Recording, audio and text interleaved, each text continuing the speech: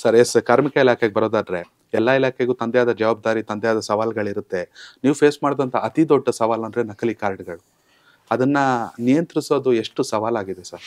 ಇದು ಕಷ್ಟ ಇದೆ, ಅಷ್ಟು ಈಸಿ ಇಲ್ಲ. ಯಾಕಂದರೆ ಕಾರಣಾಂತರಗಳಿಂದ ಸುಮಾರು 58 ಲಕ್ಷ ಕಾರ್ಡ್ಗಳಾಗಿದ್ದು, ಅಷ್ಟು ಕನ್ಸ್ಟ್ರಕ್ಷನ್ ವರ್ಕರ್ಸ್ ನಮ್ಮ ಕರ್ನಾಟಕದಲ್ಲಿಲ್ಲ. ಅದು ಖಂಡಿತವಾಗಿ ಹೇಳ್ಬೋದು ನಾನು. ಸೊ ಹಂಗಾಗಿ ಅದರಲ್ಲಿ ಭಾಳಷ್ಟು ನಕಲಿ ಕಾರ್ಡ್ಗಳಾಗಿದ್ದಾವೆ. ಅದಕ್ಕೆ ನಾನಾ ರೀತಿ ರೀಸನ್ಸ್ಗಳಿದ್ದಾವೆ. ಆ ರೀಸನ್ಸ್ ಇದ್ದಂಥ ಸಂದರ್ಭದಲ್ಲಿ ನಾವೇನು ಮಾಡಿದ್ವಿ, ಒಂದು ಜಿಲ್ಲೆನ ಆಡಿಟ್ ಮಾಡಿದ್ವಿ.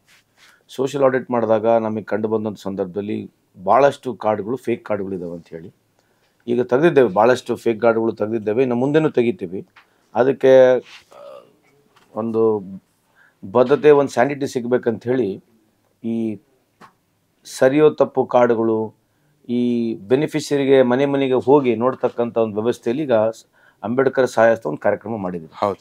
ಈ ಅಂಬೇಡ್ಕರ್ ಸಹಾಯಸ್ತ ಕಾರ್ಯಕ್ರಮ ಜನವರಿ ಅಥವಾ ಮ್ಯಾಕ್ಸಿಮಮ್ ಫೆಬ್ರವರಿ ಒಳಗಡೆ ಬಂದ್ಬಿಡುತ್ತೆ. ಇದರಲ್ಲಿ ಏನು ಮಾಡಿದ್ವಿ, 43 ವ್ಯಾನ್ಗಳನ್ನ ಮಾಡಿದ್ದೀವಿ. ಆಮೇಲೆ ನಮ್ಮ ಇಲಾಖೆಯಲ್ಲಿ 43 ಝೋನ್ಗಳು ಬರ್ತವೆ.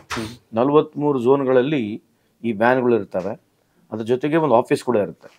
ಸೊ ಈ office will be collected only to the people. ಯಾರು ಜನರು ಕನ್ಸ್ಟ್ರಕ್ಷನ್ ವರ್ಕರ್ ಆಗಿ ಯಾರು ರಿಜಿಸ್ಟರ್ ಮಾಡಿದ್ದಾರೆ ಅವ್ರದ್ದಷ್ಟೇ ಡಾಟಾ ನಾವು ಇದರಲ್ಲಿ ಮೇಂಟೈನ್ ಮಾಡ್ತೀವಿ. ಅವ್ರು ಎಲ್ಲೆಲ್ಲಿ ಕೆಲಸ ಮಾಡ್ತಾರೆ ಅದನ್ನ ಪತ್ತೆನೂ ಹಚ್ತೀವಿ. ಅವ್ರ ಬೆನಿಫಿಷಿಯರಿ ರೈಟ್ ಇದ್ದಾರೋ ಇಲ್ಲ ಅಂತ ರಾಂಗ್ ಇದ್ದಾರೆ ಅಂತಲೂ ನಾವು ಚೆಕ್ ಮಾಡ್ತೀವಿ. ಅದ್ರ ಜೊತೆಗೆ ಎಲ್ಲೆಲ್ಲಿ ವರ್ಕ್ ನಡೀತಾ ಇರ್ತದೆ, ಎಲ್ಲೆಲ್ಲಿ ಕನ್ಸ್ಟ್ರಕ್ಷನ್ ವರ್ಕ್ ನಡೀತಾ ಇರುತ್ತೆ ಅಲ್ಲಿ ನೇರ ನಾವೇ ಹೋಗ್ತೀವಿ, ಚೆಕ್ ಮಾಡ್ತೀವಿ. ಬೈ ಚಾನ್ಸ್ ಅವನಿಗೆ ಕಾರ್ಡ್ ಇಲ್ಲ ಅಂತಂದರೆ ಸ್ಟೇಟ್ ಗೌರ್ಮೆಂಟ್ ಜೊತೆ, ನಮ್ಮ ಸ್ಟೇಟ್ ಏನು ಬೆಂಗಳೂರು ಆಫೀಸ್ ಜೊತೆ ಇಂಟಿಗ್ರೇಟ್ ಮಾಡಿಬಿಟ್ಟಿರ್ತೀವಿ. ಸೊ ಅಲ್ಲೇ ನೇರವಾಗಿ ಕಾರ್ಡ್ ಕೊಡ್ತಕ್ಕಂಥ ಕೂಡ ಆಗುತ್ತೆ. ಕನೆಕ್ಟ್ ಕರ್ನಾಟಕ, ಇದು ನಿಮ್ಮ ನೆಟ್ವರ್ಕ್.